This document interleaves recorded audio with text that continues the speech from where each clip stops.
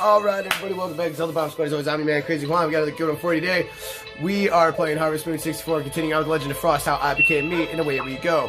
Now, I talked about last time how I was dealing with that injury and how I had requested an x-ray because like there's still that noticeable bump in my finger and we couldn't figure out why. So, I got the x-ray taken from Dr. Dimwit. I think I'm calling him. I don't know. I forgot. And he comes in and goes, well, I'll be. You still have two tiny shards of glass in your finger. And I'm like, okay, great. So, how about getting that out of me now? And he looks at me and goes, we're actually not going to try to take it out. We're going to leave it in there. And I said, okay, you mind giving me a good reason why? And he goes, well, because glass is a non-responsive material, much unlike a splinter. You could have a piece of glass in your finger and you wouldn't even notice it throughout your entire life. Once the main infection is gone, your body will not continuously try to fight it, much like it would a piece of wood, as in a splinter. Your body would continuously try to fight that. It would never accept it as part of its own, or something like that. And you could live with glass inside of you forever, and it wouldn't bother you at all. So, there's that. The infection's gone, so you could live perfectly fine for the rest of your life with it in it. And plus, we might do more damage trying to get it out than we would just leaving it in there. Okay. Here's the thing about that. We got sheep. No, we don't. Oh, that's right, because there's the festival. My bad. Okay, so Chad should be ready tomorrow then. That's fine. Here's the thing. Like, I'd understand all of that. Like, it's all well and good. But, literally, both of those do not work in my scenario specifically. Because, yeah, I could live with it and, you know, I wouldn't notice it all the time. But let me tell you something. I do notice it every single day. Because when I get my finger to bend, like right here, since it's at the joint. Sorry, I turned the light off again. Once I get my finger about right there, that's when I notice how tight it gets because of that noticeable bump. Notice the difference here. Like, that's as far as I can get it versus it fully closed. I can't get any more. That's as tight as it gets. Because I have glass in there and they didn't take it out. Because that's how much scar tissue I have built up in there. Because guess what? What is inside my finger? 2 shards of glass. Shards, which are sharp all the way around. So every time I maybe bend my finger, every time I nick my finger against something, I feel it hurts. It is far more sensitive than it normally is because I have glass in there. Maybe that's the sensation of those shards of glass which are sharp all the way around. Maybe that's it cutting up the inside of my finger so that it may never actually fully heal because it's inside of a fucking joint which bends untold times throughout any given day of the fucking year. So it makes absolutely no sense to say I would never notice it when I notice it untold times throughout the goddamn day. So don't pull that shit with me. My birthday, like the day of my birth, was not yesterday. I'm not stupid, you just don't want to take it out. But also the other reason that you may do more, the fact that you might do more harm trying to get it out than you would leaving it in there. I understand that. I respect that. I admire that. Here's the thing. It is ultimately, at that point, it should ultimately be up to me to take the risk with my body to say, I don't care. Go for it. Actually, fish right there. I mean, you could have sold the fish too, but I think the eggs are worth more. I don't know. Have some fish, Ozzy. You're a good boy. So, yeah, it's ultimately up to me at that point if I want to decide, okay, do I want to risk doing more damage to my finger and have them try to take out the glass, which will continuously cut my finger probably, or do I want to leave it in there and risk doing permanent damage throughout the rest of my life and maybe having to get the damn thing amputated at one point? I don't know. Which would absolutely suck because then I kind of wouldn't be able to do YouTube anymore because I can't really play video games without a complete index finger on my left hand. I'd have to... Well, I mean, I'd have to start using my middle finger and my ring finger. boy, that would be awkward as shit. And I pray to God it never happens someday. But it's like, no, I know the real reason why they didn't want to take it out. Because, you know, it would have been maybe an operation or so. And they would not want to have to pay me off the clock because I'd have to take time off to heal. Because I damn sure wouldn't be allowed to get that shit dirty if they had to actually cut me open and get that shit out. Like, there's no way they'd let me work, so they'd have to put me on workman's comp. They'd have to pay me to sit at home and recover, and I know that's not what this company wanted to do because this company's full of shit. And if you want even more if you want any more proof that this company's full of shit, how about this? That guy that changed his mind about, getting rain gear, and that guy that changed his mind about, the $1,000 stay-on bonus, and fuck that company, we lied to him, who cares? Yeah, that guy. We all had an HR meeting that we absolutely had to be there. Attendance is mandatory. So we had to be there at this specific time. So we all got there. We were all there, ready to go. HR people, ready to go. Head honchos, ready to go. Everything's looking copacetic and everything's good to go. However, the place that we are at is in fact not open today. Or not open at this time when it's supposed to be open. Hence why they booked this stupid meeting there. So we wait for it to open, and then somebody says, and by somebody I mean like the head honcho in charge of the entire division and area, flat out says, okay, everybody, since the place didn't open up on time, we're going to give you an extra hour because obviously we're all giving you an hour. We're paying you to be here right now because it's mandatory. We're going to give you an extra hour of pay because this place didn't open up on time. Boy, doesn't that sound great. Sounds like a great company to work for, am I right? Here's the thing. That didn't exactly happen because that was on a Saturday, folks. And that Monday, because when we got bought out, we didn't have a yard. We didn't have a building, an office, or anything like that. We had a fucking mud pit and a rock pit and called it a yard where we parked all our cars and all our trucks and all that shit. So that was an hour away from where they were stationed at, we'll just go ahead and say, or where their office was and where their yard was, where they kept all their trucks, about an hour away. So every morning, since I was the guy that did deliveries and you know, pickups and swap outs and shit like that with the garbage cans for the customers and whatnot, I'd always be told, head on up to Newport and wait for your list for the day of cancellations, credit holds, and whatever. So that Monday, after that meeting on Saturday, I hear my supervisor and one of his coworkers talking, and they're saying that we need to figure out what to do about this extra hour. And then I hear the other one say, what are you talking about? Oh, because remember when he said we'd all get an extra hour because this place didn't open up on time? Yeah, he changed his mind and now he doesn't want to do that anymore, and now we have to think of something because we're in a spot. That's what I overheard these two talking about. So it's like, man, this company is dog shit. It really is. And the simple fact that I have heard, and I don't want to throw any of my former coworkers under the bus or anything, you know, I kind of am. Like, I know, like, a few of them specifically. I won't say their names, but I will say specifically that, like, I can recall them laughing at customers because, like, they're, like, 4 houses back, they see somebody in the rearview mirror coming out with their garbage can a little bit late, and they're like laughing because, oh, it's too late, I've already passed your house and I'm not going to turn around because Lord knows I'm certainly not going to want to take an extra 45 seconds out of my day to go get that garbage can that I missed from that house because they missed it. I understand. Trust me, as a guy in the back of the truck, I absolutely hate when I see customers coming behind us 3 houses away at the last minute with garbage cans saying, hey, sorry I'm late. And it's like, yeah, dude, it's the same time every single week, dude or ma'am. I'm terribly sorry if I sound like an asshole, but why are you always late when you know what to expect? You know what day it is. Why are you always bringing it out late? That's annoying and that's frustrating. I get it. But at the end of the day, it's still your job. They're paying for the service. You fucking do it.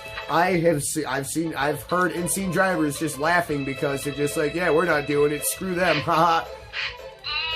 Like it's fucking funny. And it's actually really sad that we have employees that are doing that, and there's like no repercussions for them acting that way or anything at all. Like, do these managers and supervisors and people from Waste Industries really just not give a shit that bad that they're gonna let their customers get treated like shit like this and be totally okay with it? Because the supervisors knew about it too. and yet they weren't doing a damn thing about it. My God, isn't that awful?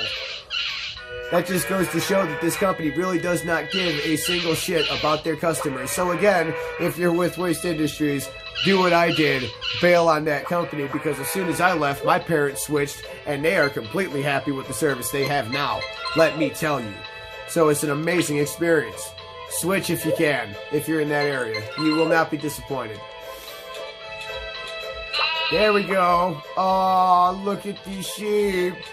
Oh, Zelda's coming out. Oh, because she wants to get sheared. Oh, I'm shearing nothing. Oh, I'm cutting it out. Ooh, baby. Making puns. Oh, my God.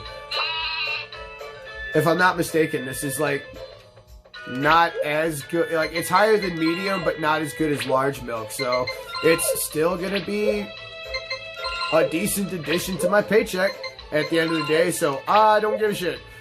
But, yeah, this company didn't care. This company didn't care at all. They were awful. They just didn't care about customers. Like, they'll just sit there and talk about it the next morning in the yard. Like, oh yeah, this old lady came out and was trying to bin the garbage can. I'm like, nah, deuces, bitch, I'm already out. And it's like the funniest thing in the world to all them, or for the majority of them. I'm like, wow. Like, these people are paying for this and you're literally dogging them because they were like 30 seconds behind. Like I said, it pisses me off to no end, but I still do it. I still do my job because it's what I'm being paid to do. It's what I'm being pigeonholed into doing. Because believe me, this company was not good for my health at all. Like, at all. This was, no, I drank so much when I was with this company because they just didn't care.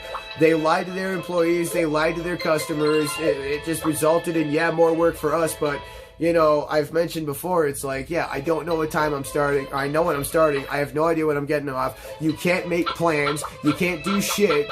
And it's like, my God. I can't believe it. Like, this is what I'm doing. Like, I'm so fucking miserable. So, like, at first it started out on the weekends, and then all of a sudden it was just like, nah, during the day, as soon as it eventually turned into me being so miserable at work that, like, I'd have 5 straight shots of scotch as soon as I'd walk in the door. Then I'd go take a shower. Then I'd have a few more shots. Then go get something to eat. And then have a few more shots. So by the time I get home at, 6 o'clock, 7 o'clock, I'm drunk by 9. I'm passing out / blacking out at like 10 o'clock. And I'm waking up at 4 in the morning. No hangover, not sick, no dent in the metaphorical fender. Just ready to go and tear this asshole a fresh new day. Or tear this day a fresh new asshole. Wow. Wow. Went there. Really screwed that one up. Good Lord. But, yeah, so there's that. But, eventually I just decided that I couldn't live like that anymore. I was gonna die. Like, there were no repercussions for me drinking. Like, my mom would be like, hey, I think you might have a problem. You might want to slow it down. I'd be like, nah, I'm good. But, like, I needed to stop. Because, like, trust me, if I had 20 shots in one night, with no hangover and I didn't barf and I woke up the next day, totally fine. It's like, okay, so the next day I can do 21 shots. Nothing? Okay, cool. The next day I can do 22 shots. Nothing? Okay, fine. Next day I can do 23 shots. And this is exactly what would happen. And eventually I knew for a fact it would get to a point where it was just like, nah, dude, I can't do that no more. Because eventually I'm going to have one too many. I'm not going to wake up and then my parents are going to find me dead when they see me, not gone for work the next morning. And, because, they'd wake up, they'd see my car, they'd bang on the door, John, you overslept, time to get up and go to work. And then I'd have no response because I'm dead and I didn't wake up. And, they were just like, they'd continuously have to knock on the door until they eventually were just like, man, he's really not waking up. He must have really overdid it last night. Let's go wake him up. And then they open my door and find me dead. Like, I couldn't do that to them. Not at all. Plus, I knew that, my daughter was very proud of me from a professional aspect because, like, when I got to North Carolina, I didn't have anything. And now, at that point in my life, I have a job, I have a car, I have, my debt considerably gone. And the rest is under firm control. Like, I am in firm control of my life. And like I've saved up enough, you know, I've been able to help out my parents whenever they need it, and like overall I'm doing very good for myself professionally, and I know she's proud of me in that regard, but like I can almost guarantee you she is not proud of me personally, because I'm going home and immediately drinking and getting absolutely hammered and shit-faced. And I've mentioned this before in this playlist, that if you give a shit, like half a shit about your kids, like you're never going to do anything to disappoint them or let them down. You know, my daughter's watching me at all times right now, so it's just like, yeah, you know, I kind of got to be, you know, like not doing horrible shit to myself. And yeah, I know I smoke, but you know, it's just a little different. It's such a different alternative than drinking. I can't stress that enough. But you know, like if I had any kids and I found out that they were either going to drink or smoke weed and I had to choose between, I'd be like, yeah, smoke. Please do that. You know, because, you know, there's a chance you might get so stoned you don't want to leave the house. So, you know, it's possible. It'll prevent you from doing stupid shit. It may cause you to get a little chubby, but at the end of the day, who gives a shit? As long as you're alright, like, that's really all that matters. You know, because of munchies, they're a problem. But, like, I guarantee, like, I was just not in a good place. Like, I was at rock bottom. Like it was just the simple fact that I had to give up on the life that I had and have it all ripped away from me, and like the best job in the world that I had besides YouTube was in the club business, and I was really good at it, and now it's gone, and now I can't seem to get out of where I'm at, and you know, it's just, I gotta kill the pain. Like I don't want to be alert for what I'm doing, because like this isn't working for me. Like this isn't how I pictured my life. Like I fucking hate it, but I'm in a position where I can't really do anything. I'm pigeonholed. I'm being forced to endure this shit. It's fucking awful.